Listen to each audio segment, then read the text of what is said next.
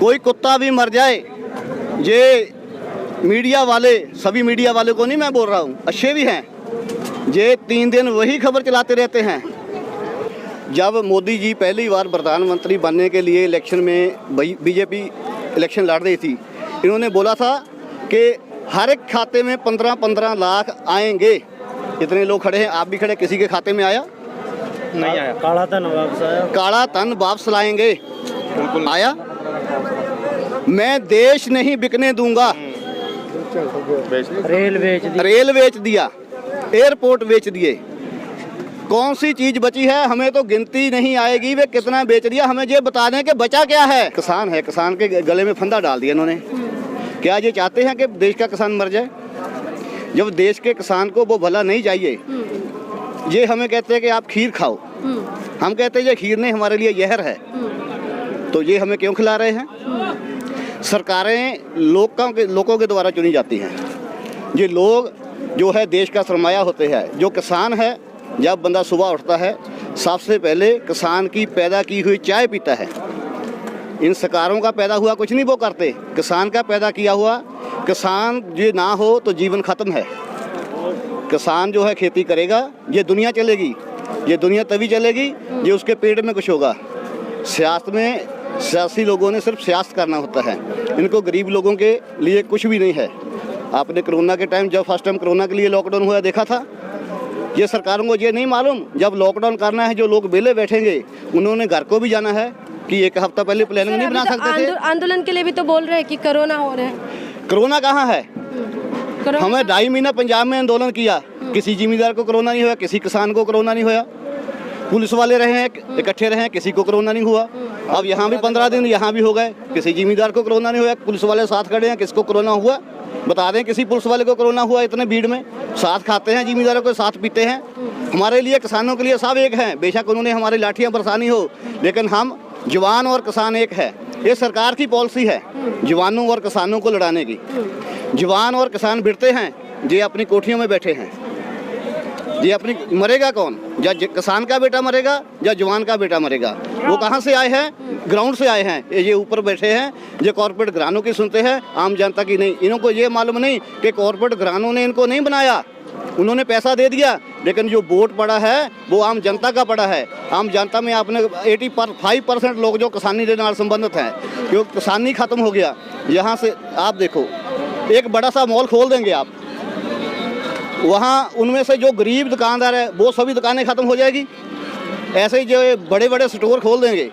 हम उदाहरण के तौर पे हम इनको गेहूं देते हैं, कल गरीब जनता को गेहूं की जरूरत होगी, ये कहेंगे भाई हम नहीं बेचते। गरीब जनता के भाई साहब दे दो, 10 रुपये 20 रुपये वाली गेहूँ है 100 रुपये में देंगे। अगर देंगे नहीं, आटे की थैली देंगे।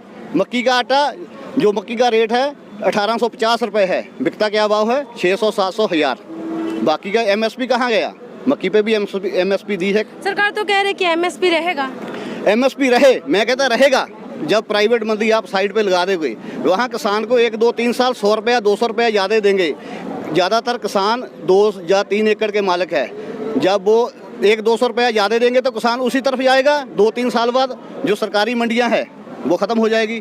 देखो, आप कहते हैं कि MSP जारी होगा, जो सरकारी स्कूल हैं वो भी जारी है। लोग प्राइवेट में जाते हैं, वो उन्होंने प्राइवेट सरकारी ख़त्म कर दिया। सरकारी हॉस्पिटल है, लोग प्राइवेट में इलाज कराने जाते हैं, सरकारी ख़त्म हो गया। रेलवे अडानी बना रहा है, अडानी रेल बन रही है। गवर्नमेंट देश नहीं चला सकती तो इस्तीफा दे। देश चलाने के लिए जो इनमें समर्था नहीं है, जो प्राइवेट व्यक्ति एक देश को चला सकता है। अडानी रेल हो गई, क्या अडानी को ज़्यादा नफा होगा? वही यात्री, देश के यात्री उसमें सफ़र करेंगे, क्या गवर्नमेंट नहीं उसको चला सकती? सरदार जी, सरकार के नुमाइंदों का ये कहना है कि किसानों को कुछ लोगों ने बहका दिया। ये इतने जो लोग हैं वो सभी दिमाग से फिरे हुए हैं। जो किसानों के साथ बुद्धिजीवी हैं, एडवोकेट है, रिटायर्ड जज है, मिलिट्री के, पुलिस के, जो हम यहाँ मिलते हैं, जवानों से मिलते हैं। अरे भाई, हमारी मजबूरी है, हम किसान के बेटे हैं, हम किसानों के साथ हैं। क्या उनका भी दिमाग फिरा हुआ है? जब हम चाहते नहीं, हमको बिल नहीं चाहिए तो क्यों ठोकते हैं हमें? जब हम बिल हमको नहीं चाहिए तो हमके धक्के ना क्यों ठोकते हैं? हमें बिल नहीं चाहिए। आप लोगों को बिल नहीं चाहिए, लेकिन वो कह रहे हैं कि किसानों की बहाने से मोदी को निशाना कर रहे हैं आप। मोदी ना निशाना बने। मोदी ने क्यों निशाना बनाया अपने आप को? किसानों के गले पे तलवार लटका दिया उन्होंने। ये किसान के साथ हर एक मजदूर और गरीब भी मरेगा, अकेला किसान नहीं मरेगा। किसान तो पहले ही मर रहा है। चलो, पंजाब और हरियाणा में गेहूं और चावल की फसल ज़्यादा होती है, यूपी में, बिहार में। जब देश में एमएसपी लागू है, यूपी में रेट 1111 रुपया धान का क्यों है, बिहार में 900 रुपया क्यों है? वो एमएसपी कहाँ गई? देश में एमएसपी तो अभी भी लागू है, वहाँ धान क्यों नहीं बिक रहा?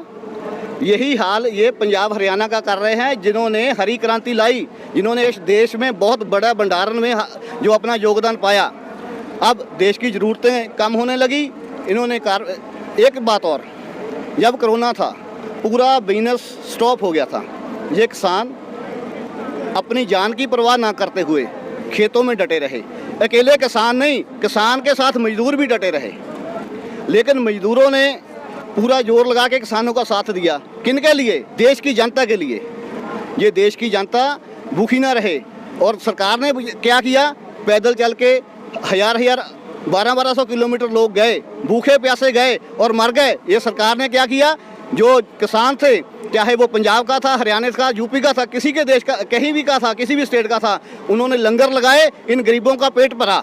लेकिन गवर्नमेंट ने किसी को नहीं देखा। इतने हमारे साथ मजदूर लोग भी खड़े हैं, आप इनसे पूछ सकते हैं लॉकडाउन में सरकार ने इनका कितना की मदद किया।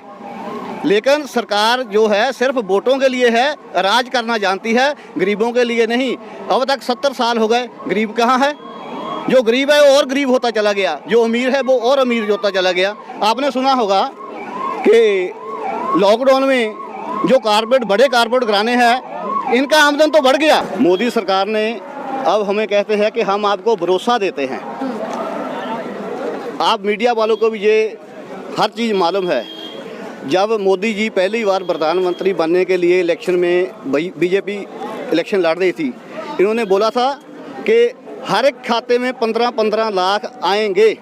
इतने लोग खड़े हैं, आप भी खड़े, किसी के खाते में आया?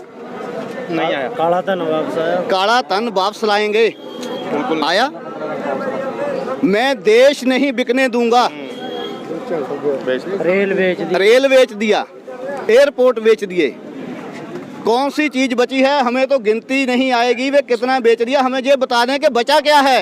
ये लोग भी बेच दिए, किसान बेच दिया। ये मसला है, अकेला किसान नहीं बेच दिया, साथ मजदूर भी बेच दिया अडानियों अबानियों को।